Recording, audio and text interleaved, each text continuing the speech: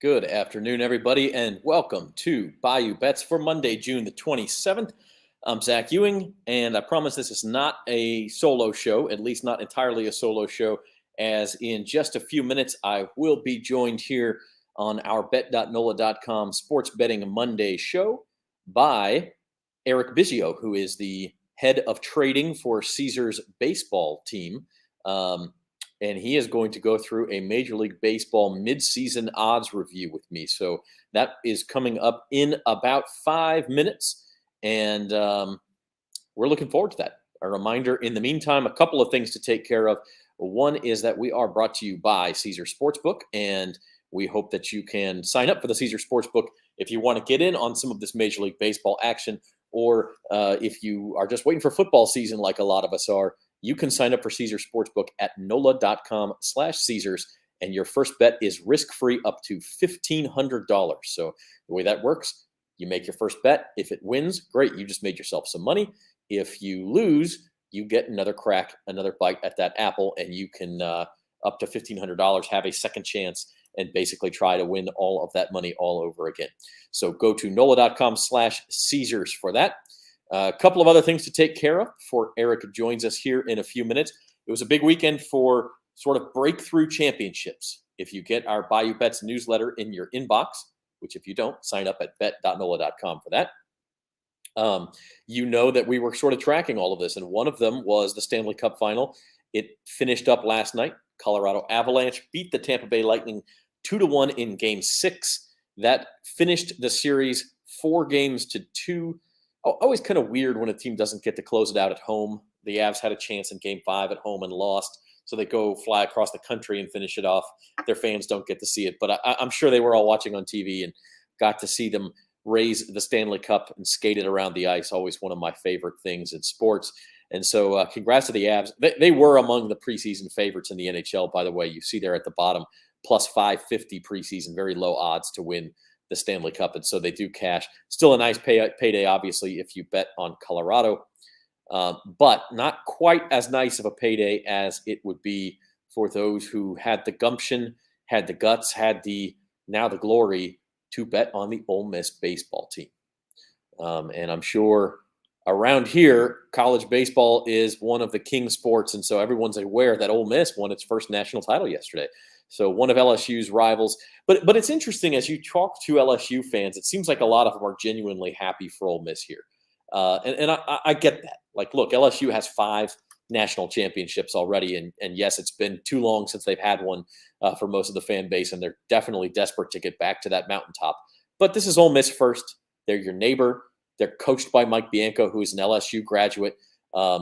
They just got hot at the right time. I mean, Ole Miss was the last at-large team in the NCAA regional field, and they get all the way to Omaha, and then they take care of business.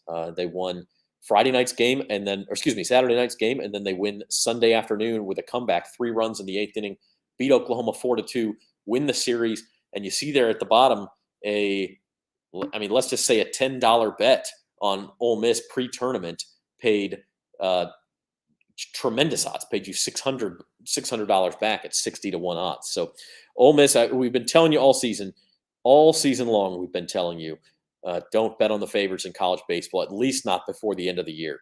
Tennessee was almost even money all year long. No sense in that. And so Ole Miss was the correct answer. 60-1, they get it done. And we'll ask Eric a little bit about that too when we get there. We will bring Eric Biggio, Caesars lead trader for baseball, on here in just a minute. One more housekeeping note I did want to mention, though, if you haven't already, Jim Derry's on vacation. That's why he's not here today. But log on to any major podcast platform, or you can find it on bet.nola.com. Check out Jim's Friday Datitude podcast. He and Jeff Duncan were able to get Saints GM Mickey Loomis on the podcast for like a 25, 30-minute conversation.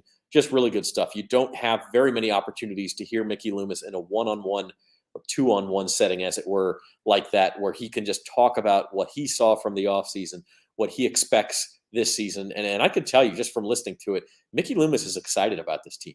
No Drew Brees, obviously, no Sean Payton. This is a new era for the New Orleans Saints. But as you can see from these odds, they just kind of keep ticking down. The smart money is on the Saints a little bit. That win total at the bottom there was 7.5 when the offseason started. Now it's not only gone up to 8, but you're paying minus 140 on the over 8. And so if you didn't get in on this, the NFC South, they were 5-1. Now they're plus 380. If you didn't get in on this, the boat may have passed, but the Saints are very excited about their season. Still waiting answers on Alvin Kamara, to a lesser extent on Michael Thomas if he'll play. But Mickey addresses a lot of that. So go to any major podcast platform, Spotify, Apple Podcasts, Google Podcasts, any of that, and check out Datitude on Friday. Jim took some time off. He took a day out of his middle of his vacation to record and produce that podcast. That's how special it is. So make sure you do that. And speaking of special, you are watching Bayou Bets for June the 27th, and this is our Major League Baseball midseason odds special. And with that said, we'd like to welcome on to the program Eric Biggio, the head of baseball trading, at Caesars. And here he is. Eric, how are you today? Oh, I'm not sure we can hear you, Eric. At least I can. We'll see if we can get the audio figured out there. Oh, doesn't say you're muted.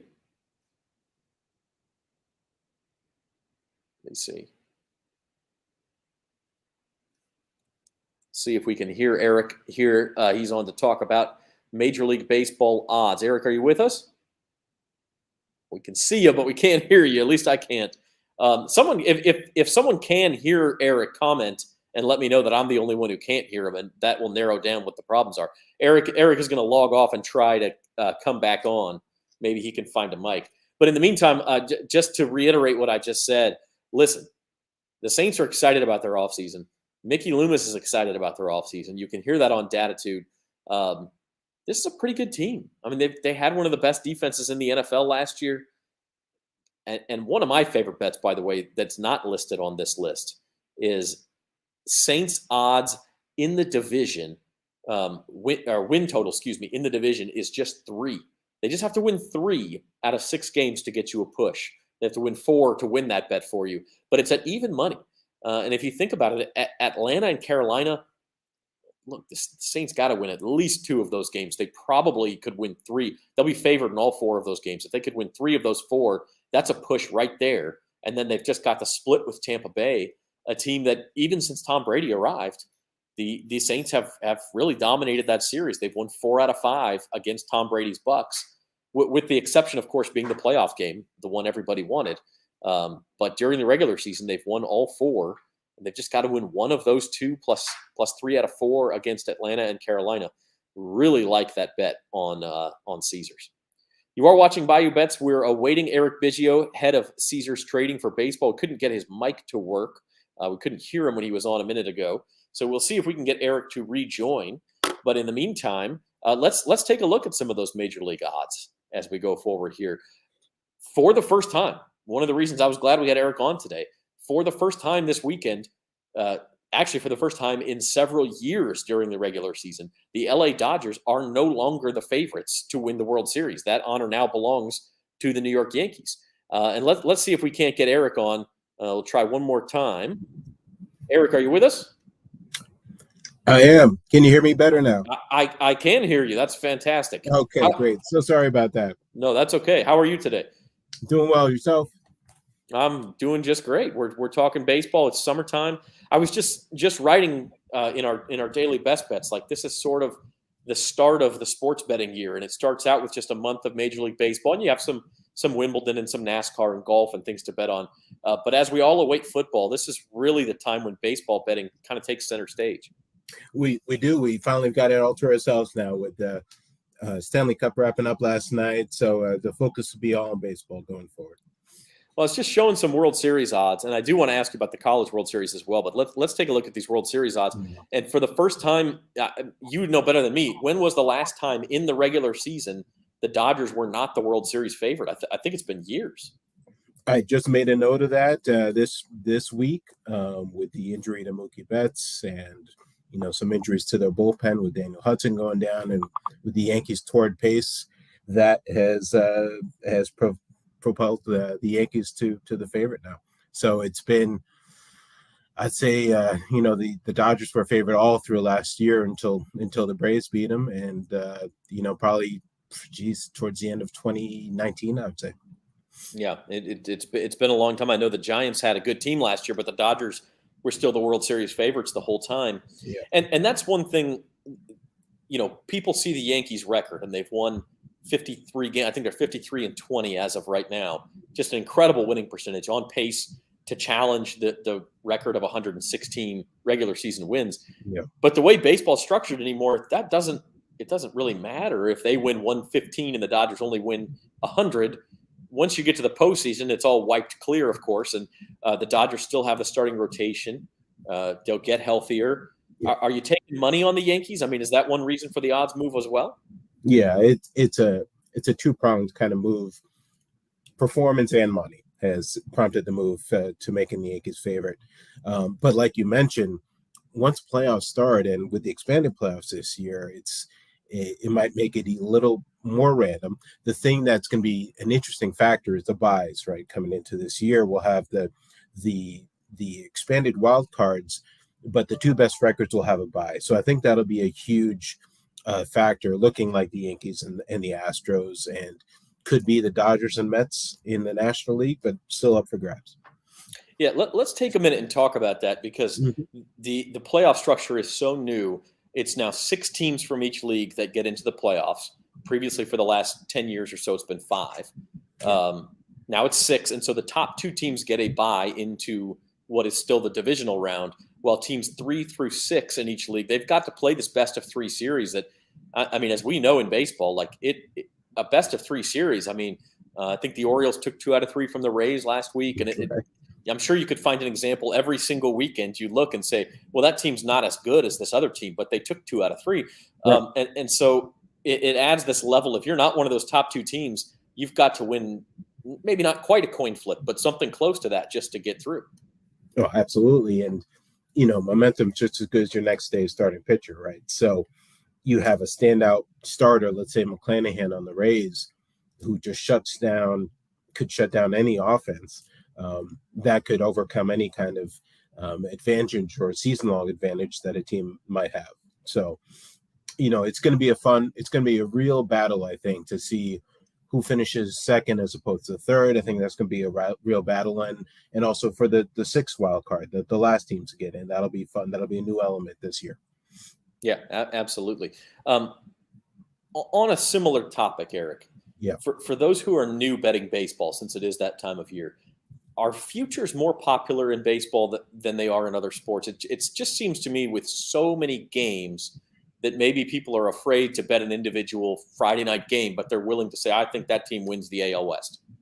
That's a good question. And I think just by the volume of games, like it does come in, because especially something like the home run chase, where the home run leader, where you have games every day, and just human impulse. Somebody sees an Aaron Judge home run. Oh, I've got to bet him to be the home run leader, or their favorite guy, Pete Alonso hits a couple home runs, they run to bet him. Whereas football, it's every week, right? So you get that weekly action on Saturday, maybe Monday after the games are done, but then there's kind of a pause until the games start up again. Whereas baseball, it's that daily grind. You get it. It's a 162 game season all during the summer. So yeah, the futures market, I think, is a little more popular than the other sports. Yeah, I mean, the viewers of this show know, and of other shows, of course, in football, we'll talk about a line all week and talk about how it moves and how different injuries or injury reports may have an effect on it. In baseball, there's no time for all of that. I mean, it's just, you've got a matter of hours instead of a matter of days, and then there's another game. And so advice for single game bettors, and I know there's all sorts of options. You can bet on a 3-inning line or a 5-inning line or a 7-inning line if you want to take out the randomness of a bullpen. And then the other thing people ought to know is there really is no such thing as a big favorite. I think the Yankees are minus 300 against Oakland tonight, which is about as big of a line as you'll see in baseball, just because the games are sort of random and the favorite does not always win. And so sometimes it's worth taking a shot on that underdog. Well, absolutely. Even the worst teams in the league still win 60 times a year, right? Approximately. So, as you said, you have to factor that in. And as you mentioned, the first 5 innings, a great handicap for your new bettors, where if you're a former coworker of mine would get so frustrated with the bullpens, and he kept losing his bets in the 7th, 8th, and ninth innings. He said, "You know what? I'm just gonna." And this was when it just first started, the first 5-inning wagers. He goes, "That's it. That's all I'm gonna bet from now on. I want to bet purely on the starting pitchers," and that's a great angle. If you're a handicapper and you want to focus your baseball handicap just on the starting pitchers, that's a great way to do it, where it kind of takes the bullpen out of the equation. Just a reminder to new users, you can sign up for the Caesars Sportsbook app at NOLA.com/Caesars. $1,500 risk-free bet on your first bet for new users. Go to NOLA.com/Caesars to sign up. Let's dig into some futures, Eric. This is our MLB midseason odds report on bet.nola.com. And I'm excited to get your thoughts on some of this. We talked to you about the very top of the board with the Yankees passing the Dodgers just by 20 cents there. As the World Series favorite.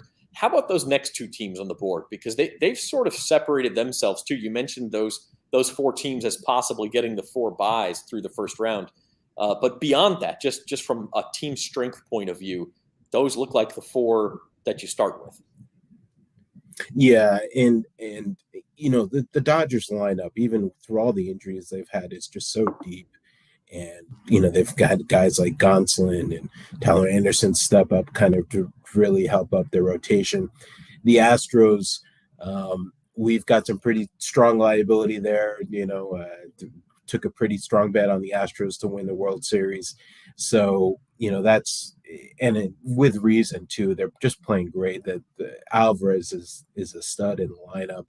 The lineup is so deep, and they're going to get McCullers back too. Likewise with the Mets, their rotation's only getting better with DeGrom and Scherzer coming back shortly. So those 4 teams, as you mentioned, have kind of separated themselves from the pack. There's still a lot of baseball left to play. We haven't reached the All-Star game yet, so it wouldn't surprise me if one of those teams on the bottom part of their slide there, the Braves or the Blue Jays especially, or even somebody like the Red Sox who've been red hot, kind of make a strong move. Yeah, and we'll look at page 2 here, and you see the Red Sox in the third line down there at 35-1 still. Is there a team on this list or the bottom of the previous one, maybe, Eric, where Caesars does have a little liability? You are starting to see some money come in, even though they aren't looking like a World Series contender at the moment. We were taking some solid money on the Phillies prior to the Harper injury, and unfortunately, that's just going to have a big effect. That team, they're built kind of like a softball team, right? With Schwarber and Castellanos and Harper, and these guys could just hit home runs for days. And they still have some pitching, right? With Nola and Wheeler, so they were attracting some money, public and some sharp money on top of that.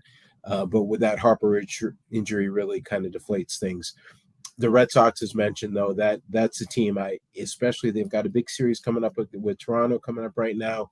If they show well there, I wouldn't be surprised if their odds continue to drop. Did the Bryce Harper, by the way, broke his thumb, I believe it was, hit by a pitch over the weekend. He's going to miss a significant chunk of time, maybe most of the rest of the regular season. How did that shift your odds on the Phillies? They're 40-1 now. What were they pre-Harper? I believe they got down to 30-1, Okay. so about 10 points higher. And then individually with Harper as well, he'd gotten down to about as low as 5-1 for the MVP, and now he's drifted above 20-1.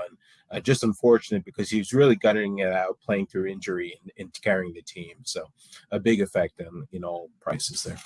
Yeah, and we'll get to some MVP odds here in a few minutes. The bottom of the page there, the Baltimore Orioles are 1,500-1. And the reason I bring them up is because I believe I saw this morning that a Caesars property in Maryland took a fairly large bet on them at 2,000-1 to win the World Series. Not often you see someone lay significant money on odds that long. And of course, it did have an effect. They go from 2,000-1 to 1,500-1, still very long. But tell us about how the book will react to a bet like that. Oh, we would have to just even though it might look like a long shot, it's the liability on those long odds builds up quickly, right? So every $20 bet, even at 100-1, 200-1, it builds up quick. a lot quicker than the Yankees at 4-1. And I'd seen you mention before Ole Miss. We took, we lost a decent chunk on the World Series there because we had them at 100-1 earlier in the year when they're off to a slower start. So we have to react quickly on those kind of long odds. Yeah, and congrats to those Ole Miss bettors. And I just looked it up. It was at the Horseshoe in Baltimore, a $200 bet on the Orioles at 2,000-1. So it'll pay $400,000 if it. Now, I mean, look, they're still like 7 games out of the playoff chase. They're playing better than people thought they would. There's still a long way to go just to get into the playoffs. Yeah. But that's the fun of betting, right?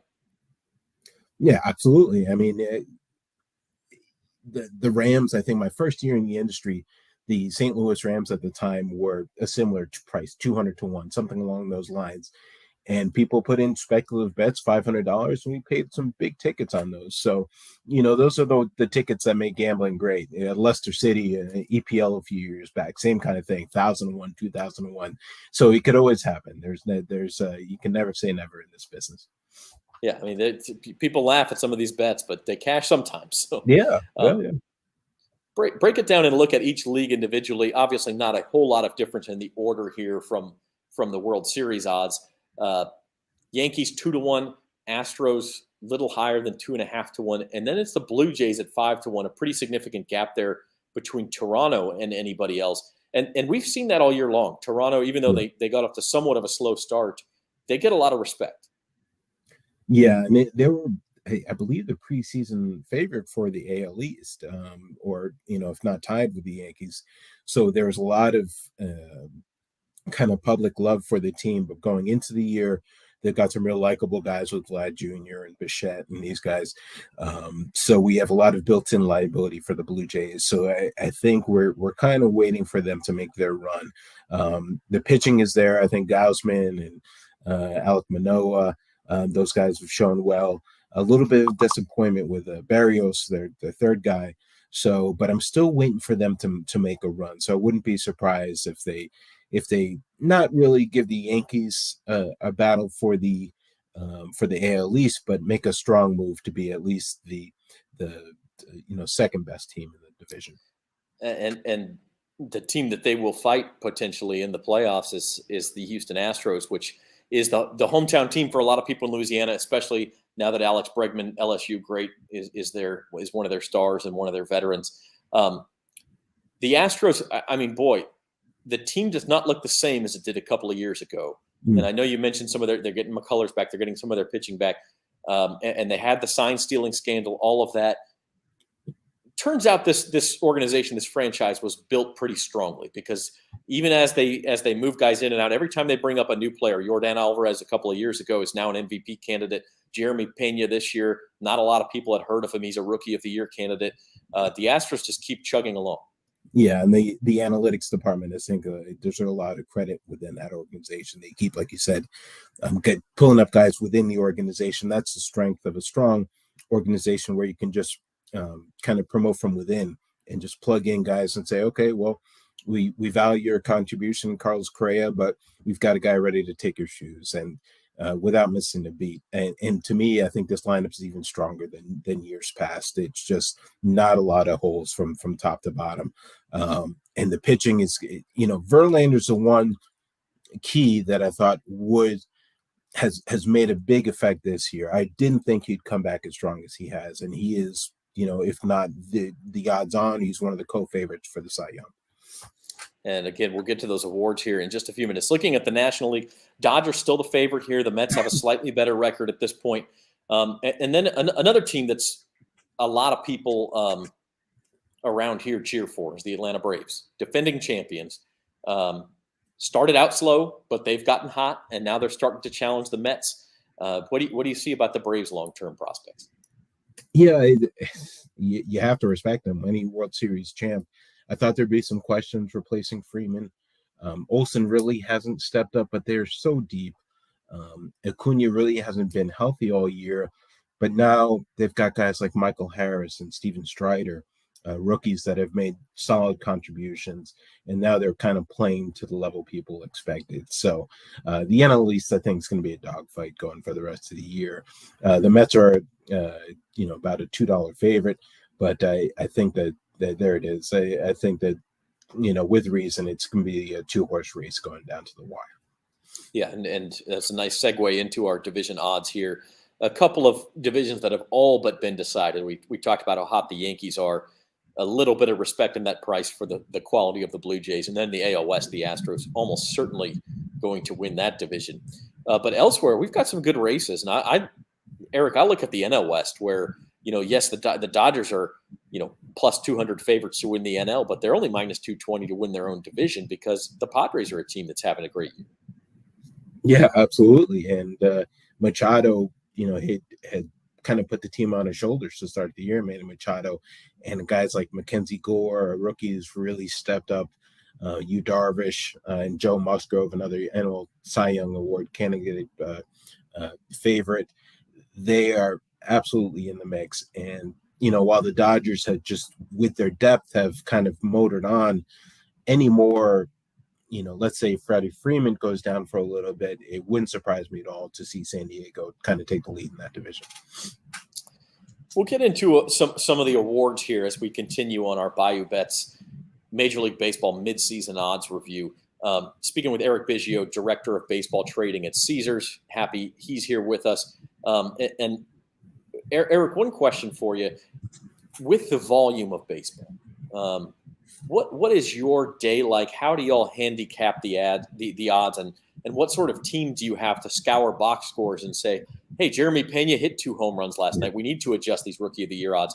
Is it just looking at the way the money flows and letting that tell the story, or are you scouring those box scores every morning to see if you missed something? It's both. It's everything. It's we have guys on duty that are constantly, watching all the games, keeping track of Twitter, any type of injuries, we have so many markets up right now, which is a lot of fun. Like I said, the home run leader, we keep the regular season win totals up and running all year. So it's something we just have to stay on top of. So I have guys in the morning that are on Twitter. Hey, this guy's been called up. This guy's might be injured, might be out for the day. And as the games are going on during the day, making live adjustments to our future prices. So one of the markets we have available is who will be the home run leader, Aaron Judge versus the field. So it's an interesting one where Aaron Judge has got the lead for home runs, but anytime Yordan Alvarez or Pete Alonso has a multi-home run game, we've got to make some adjustments there. Likewise, if Judge hits a home run, we have to adjust that price as well. So we have to do a lot on the fly, and then the day-to-day where we're just booking the games and making the prices for the next day. That's kind of a routine as well, where we get together, come up with the prices, and then put them up for wagering. It's got to be a great Slack channel to be a part of. The Caesars baseball, just adjusting everything on the fly, and there's 10 games going on at the same time, and Lord knows what could happen. You mentioned the home run leader odds. I think Aaron Judge is minus 120 to lead baseball in home runs. He's almost the same odds as he is the MVP in the AL at minus 115. Such a tremendous start. He's on pace, I think, for 62 home runs right now. The only thing that could stop him maybe from winning the MVP now, of course, an injury changes everything. We'll talk about that in the NL race. But also Shohei Ohtani is such a unicorn that the guy goes and hits 2 home runs one night and strikes out 13 the next night. And you have to take money on him after something like that happens, don't you? Absolutely. And it's the AL MVP, and unlike anything for years, it's just so many diverse opinions and strong opinions on either candidate, right? Where I see guys who are in the Judge camp, you have to vote for Judge. Look at the numbers he's putting up. Look at the Yankees record. He's carrying them. Oh, you look at Ohtani. He's a unicorn, as you mentioned. And who else can pitch and hit like this? And he hits 470-foot bombs, and the next day he strikes out 13. So how do you value that in something like the AL MVP market? It's a really kind of philosophical debate as far as on top of the baseball debate. So it's a real fun one to handicap and book as well. So whenever one guy does well, I'll see the bet ticker light up. Like just as soon as Judge hit the 3-run homer yesterday, a ton of Judge bets came through for the MVP. Likewise, when Ohtani's going great guns, when he's striking out a ton of guys, I see bets come in for Ohtani, not only for the MVP, but for the Cy Young, where he's got a listed for the Cy Young. So it's a fun one to book. You also, and we talked about this, our team talked about this last week with the NBA Finals MVP. Part of it is also handicapping the way people will vote and the human nature involved in that. In the NBA Finals, the discussion was, well, if Curry is even close, he's never won a Finals MVP before. There's going to be a sentimental momentum to get him that MVP. Shohei Ohtani, I feel like, got that a little bit last year. But also one thing that's changed is the Angels are 5 games under 500. They're not a good team. They lost 14 in a row, but that doesn't seem to matter to voters as much as it did even 10, 15 years ago. Now you can win the MVP on a losing team. Yeah, absolutely right. And a good thing is mentioned is kind of voter fatigue. Will there be voter fatigue with Ohtani in this case? We'll say, well, we gave it to him last year. Look at the years Judge having, we can't give it to him back to back. And there's other camps saying, well, anytime Ohtani's having a year like this, he has to be the MVP. He has to be the best player. Who else can do such a thing? The one thing to me that if I was a voter, like you said, it's humans voting on this. It's not robots, right? It's not just purely numbers. Ohtani and Trout kind of laid an egg in the Bronx when they were there. Ohtani got roughed up a little bit. So I think that might factor into some of the voters' minds, not only nationwide, but especially some of the Northeast voters might kind of look at that and say, well, on the big stage, he didn't produce. So we'll see. We'll see how it comes to fruition at all. Yeah, absolutely. A fun one to follow. In the National League, Paul Goldschmidt has become almost an odds-on favorite, plus 125. We talked about injuries to Mookie Betts there on the bottom line. Also, Manny Machado's been out more than a week now. As you mentioned, after carrying the Padres for the first couple of months. How does that affect his odds? It's a week. It's not supposed to be a long-term injury, but obviously he's missing a chance to A, win games, and B, sort of add to his counting stats, his home runs and his RBIs. Yeah, the NL is a tricky one, right? It's, even just a week ago, 4 of the top 7 guys were banged up. It was, Machado, Betts, Harper, and even Acuna on the Braves. So it's a really tricky one to not only handicap, their current production, but how much time are they going to miss? So the one kind of thoroughbred who's muscled through everything has been Goldschmidt, and he's been a real interesting one where I thought his peak years were with the Diamondbacks, and he might have been on the decline going to St. Louis. I couldn't have been further from the truth. I couldn't have been more wrong on that one. He's been amazing. So if he continues to do what is he doing, he'll be the winner. Moving on to the Cy Young races, Eric. Actually, let's do Rookie of the Year first. I had these backward. Sure. We'll do Rookie of the Year. O'Neal Cruz only came up for the Pirates a couple of weeks ago. It just speaks to how wide open this race is. Seiya Suzuki of the Cubs, I believe, was the preseason favorite, and a month in, he was a pretty heavy favorite. But then he started to peter off. Then he's been out for a month. Nolan Gorman of the Cardinals came on. Mackenzie Gore of the Padres came on. But you mentioned Harrison Strider for the Braves, and then O'Neal Cruz, all guys who haven't been up all year, who are taking advantage of that void. Yeah, and it's been NL Rookie of the Year is wide open. It's a challenging one to book. It's Cruz opened the favorite. He was the top of our odds start before the year. I believe he was rent similar price, and we were just questioning. I keep asking our baseball traders, when are they going to ever call him up? And people just throw their hands up. Who knows what the Pirates are doing? And then finally they call him up, and he's produced, and he's shown why he's a legitimate favorite. The guy's a stud, 6'7" shortstop who throws 97-hour bullets from short, and he can hit rockets off the bat. So he's really impressive to watch. And as you mentioned, Suzuki came out like a house of fire and went to $1.50 favorite, I think, at one point during the year. And he's drifted with injury. He hasn't really produced as of late. So it'll be wide open going forward. And the interesting one there, too, is Cruz obviously would not win this if the vote was taken today. He just hasn't been up long enough. I mean, he's only got 2 home runs. I mean, he's just can't compare statistically. But you're trying to judge the momentum for the rest of the season here. You're not looking at today. You're looking at, okay, well, over the next 4 months, will he produce as much as these other guys have produced in 6 months? 1,000%, Zach. And I think if you voted for first half of the year, you'd have to give it to Mackenzie Gore, who's just been phenomenal. But you're also projecting the rest of the year, right? So then you're looking at somebody like Michael Harris, who's just called up recently as well, but he's hitting over 300, and it looks like the Braves have no plans to remove him from the lineup, right? So you have to look at projected at bats and performance as well. So your top 3 guys, I think, are you're going to be your candidates going forward. Moving on to the AL there at the bottom half of your screen, a guy we've mentioned a couple of times, Jeremy Pena, kind of came out of nowhere. He was a little bit of a long shot. Spent some time as the favorite in this race. He has been hurt for the last week and a half, and so that's allowed the 2 guys everybody knew going into the year. Julio Rodriguez of the Mariners is now your odds-on favorite. Also, Bobby Witt Jr., his odds have shortened as he's gotten hot over the last couple of weeks. Yeah, and in this one has been a kind of a 2-horse race for a while with the top 2 guys. Witt just recently, as you mentioned, has been playing better. He was the initial favorite, but there was a lot of publicity for Julio Rodriguez, even in spring training, saying how special and how much of a standout product this guy is. So he's, in May and June, he's really shown what kind of a talent he is. So if he stays healthy, it's his award to lose.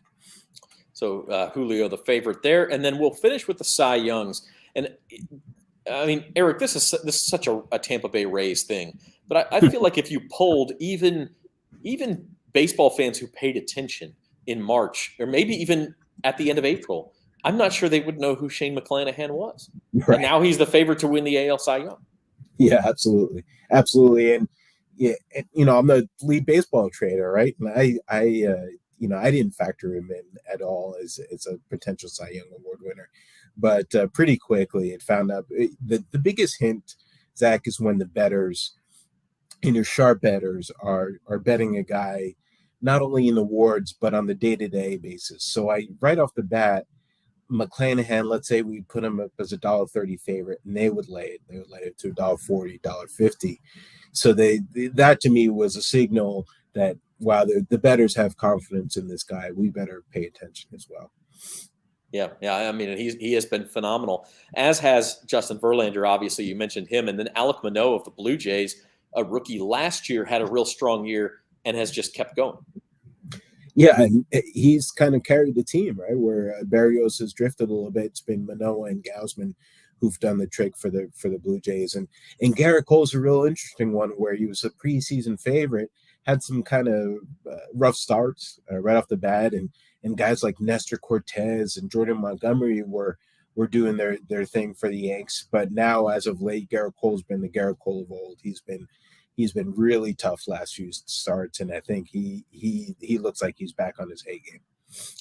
In the National League, I felt like going into the season, this was maybe the most wide open awards market. I mean, Corbin Burns of Milwaukee won it last year.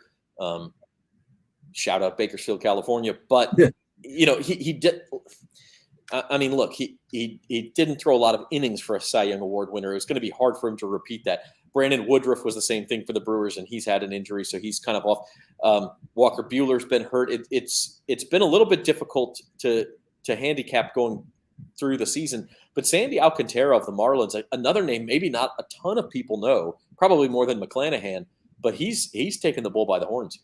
Yeah, and he's a workhorse. If you watch him pitch 7 innings every time, he's kind of a throwback, one of these guys where the manager Mattingly gives him the ball and says, okay, I'll have somebody ready for you in the 8th inning. That's about it. He just goes out, throws strikes, and it's impressive to watch him pitch. He doesn't look like he's not a high effort guy. He looks like he's pretty easy velocity. So he's tough. He's always around. He's just got great command. So he's fun to watch pitch. just because of that. He's a treat to watch. Musgrove for the Padres, again, electric stuff. Once he, and you look at this list, and I think of the Pirates that had both Garrett Cole and Musgrove and some of the relievers on the Yanks. Boy, I mean, what a staff they could have had. But anyways, and further down the list there, Max Fried and Wheeler, some live arms in the NL. It's Alcantara. If he keeps going away, he's going to be tough to beat. All right, just a couple more for you, Eric, before we let you go. First of all, College World Series. You had mentioned you were in charge of the handicapping for that through the regionals, super regionals, through Omaha. How do you do that when you're not necessarily watching it with the same level of care and interest as you do the major leagues? You have some markets that I would imagine college baseball is almost non-existent. You have other markets like Louisiana where a lot of people bet on it, and so. The question is, how do you go into an NCAA regional and say this is how we'll handicap Southern Miss versus Kennesaw State? Right. Where do you start? It's a good question. And full disclosure, I love watching college baseball, but I'm not as familiar with it. I spend more of my time handicapping the majors. But thankfully, I've got a couple guys on my team. One, especially Robert Salazar, who's a college baseball specialist. He knows the players, he knows the teams. So I rely on him supremely for College World Series, for the regionals, and we've been booking it once conference play was started. So it was something where he was just on it. He was managing the futures, and he would just give me updates on how we stood and which are the teams to watch out for going forward, that kind of thing. Yeah, and it's a ton of fun, and it's one of those sports, even more so than professional baseball, where, I mean, underdogs win that thing all the time. I mean, you really got to be on your toes. Yep. No, and once it got down to the College World Series future pool, I think we had Texas first, Stanford, Notre Dame were kind of the first three favorites. And I think Ole Miss was 10-1. I mean, they had exactly, one of the longer shots out there. And he said it. He goes, honestly, if I could, I would make every team 7 or 8 to 1, and have at it, kind of thing. Because he goes, Texas has the best pitcher, but they're not the deepest staff. So it's really it's up for anybody. Yeah, just a tremendously fun thing, but very difficult to predict. Speaking of which, I want you to take, just for our last question, take your trader hat off for a minute, put on your bettor hat. What is the long shot or futures bet you like the most for the second half of the baseball season, whether it's a World Series, a division, a win total, an award winner? What do you look at and say, man, that I could get behind that? I've seen some bets come across the bet ticker this morning, and if I were to tail a few bets, it'd be the Red Sox. Maybe Red Sox for the pennant, something along those lines. I like something around those 30 to 40 to 1 prices.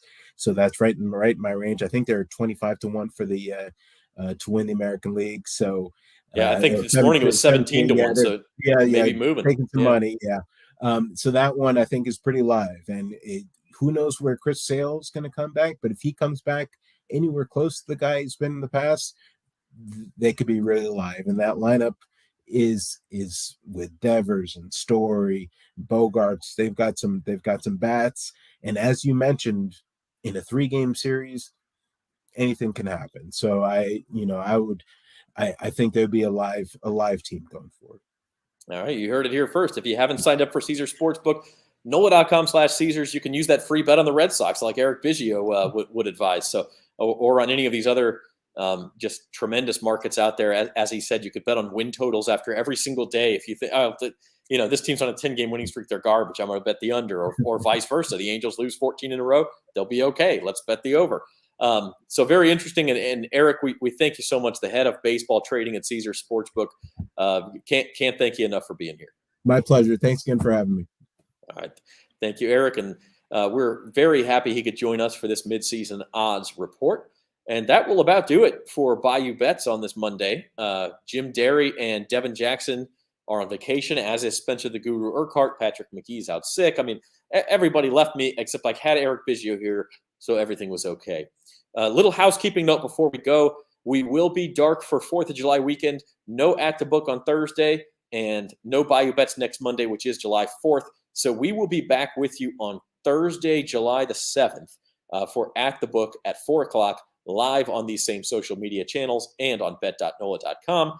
Jim will be back. Spencer will be back. Devin will be back. I'll be there. Maybe I'll just let those guys handle it. I've talked enough.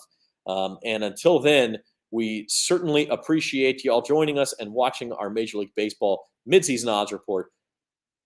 Until next time, thanks for being here.